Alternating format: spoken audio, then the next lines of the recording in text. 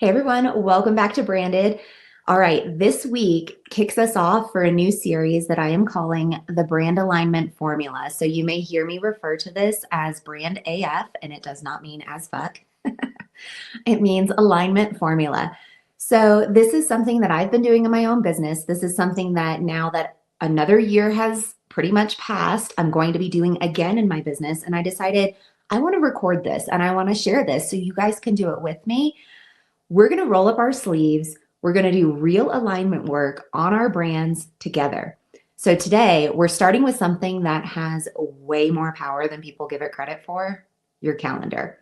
If your calendar is chaos, so is your business.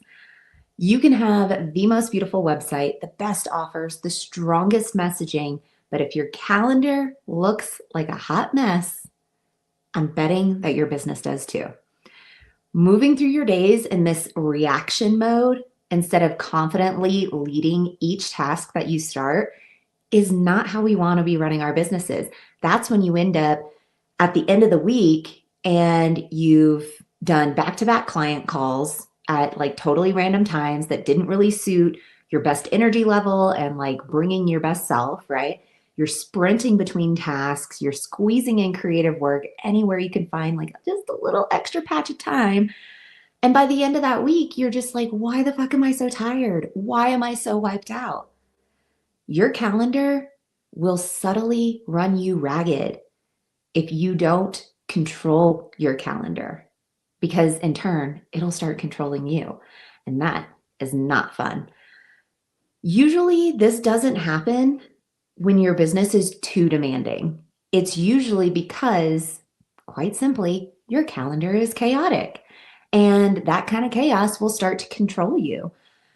Scheduling ourselves like we're these early stage freelancers where we're just like, oh my God, give me all the work. I'm just going to do everything and everything and everything. That's not a leader of a brand. That's someone who's just grasping at every single opportunity. And not to say that's a bad thing, but that's not a sustainable thing. So if your calendar is cluttered and scattered and reactive, your energy will reflect that. You will find that every single day you are feeling scattered and reactive and a little bit overwhelmed. And that is not a fun place to be in, especially daily. Your cortisol doesn't like that either. So today's work is about reclaiming your time because we don't get any more of it. So let's be really smart about how we use it. And this conversation is not about increased productivity. This conversation is about alignment. Alignment of what you're doing, when you're doing it, why you're doing it, because this is how you create those days where you're like, you get a breather between every task. You have time to eat lunch in the middle of the day. You have time to go to the bathroom and drink some water. Like, what a novel idea. So let's check our calendars. This is the work. These are the exact checks that I do. These are the exact checks that I'm going to be doing this week before we check in on next week's episode 2 of the series. So mark this time on the podcast if you don't have the ability to like dig in and go look at these things right now. We're right at about 4 minutes. So mark this and come back to it when you're ready to do this alignment work for your own calendar. So the things that I check: available booking times. Do people actually get me during my best hours or just whenever my calendar happens to be open? There is a very big difference. Buffer times between calls. Am I building in room between my tasks, or am I stacking my tasks like I'm some unhinged robot that doesn't need to drink water or go to the bathroom? Build in the buffer times. Day theming. This is a really smart one. Are certain days on your calendar dedicated to client calls?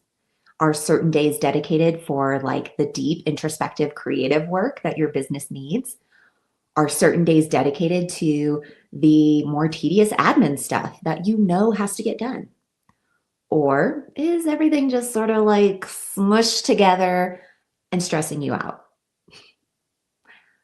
This is a big thing. This is a huge way to open your day, create some alignment in your calendar, and remove some of that chaos.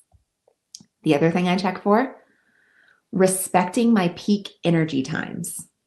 This is something that is a little more trial and error, so you may not get it right the first time. And also, it can be seasonal, quite honestly, depending where you live, depending what's going on in your life, whether you have kids or not. Your peak energy times may shift throughout the year, so this is something that has to be revisited. I used to have my peak energy times pretty late in the evening, like between 8 and like midnight. Now my peak energy times are totally opposite. It's between like 6 a.m. and 12 p.m. And that's simply because we moved to a different place. We wake up a lot earlier. The sun rises earlier here. It goes down a lot earlier in the evenings. So like I'm in bed earlier. It's seasonal. So respect your peak energy times. When are you the sharpest? When are you the most creative? When are you the most present?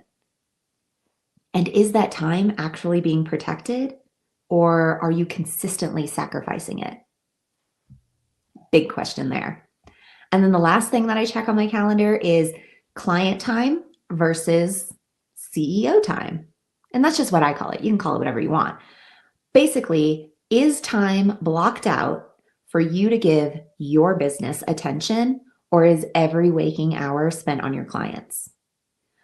And not to say that when you are fully present and like spending all this time on your clients, not to say that that's a bad thing, but it's really easy to become very unbalanced. And before you know it, your business is treading water while your clients' businesses are thriving because you're not spending any time on your own. It's really tricky. You have to find that balance, and you have to be able to let people know, like if a client reaches out to you and says, hey, I need XYZ by this date. And if you're booked because you have CEO time blocked in, you have other client calls already there with buffer times between them, and you simply just don't have the availability, you have to have the strength to say, you know what, I'd be more than happy to work on that project for you, but I won't be able to get it done until this date. Does that work?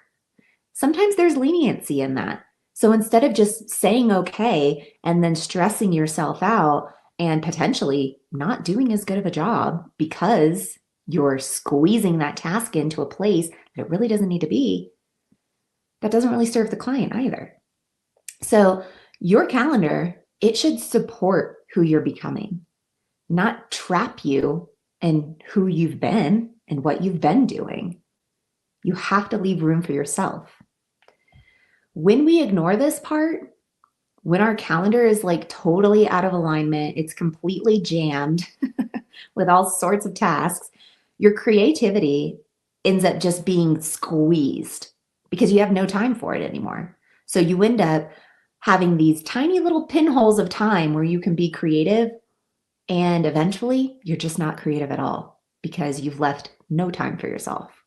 Your decision making starts feeling really rushed because you don't have time between tasks.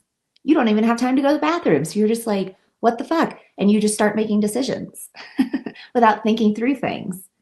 And so you start feeling really, really rushed and potentially not loving the decisions that you're making because they don't feel good.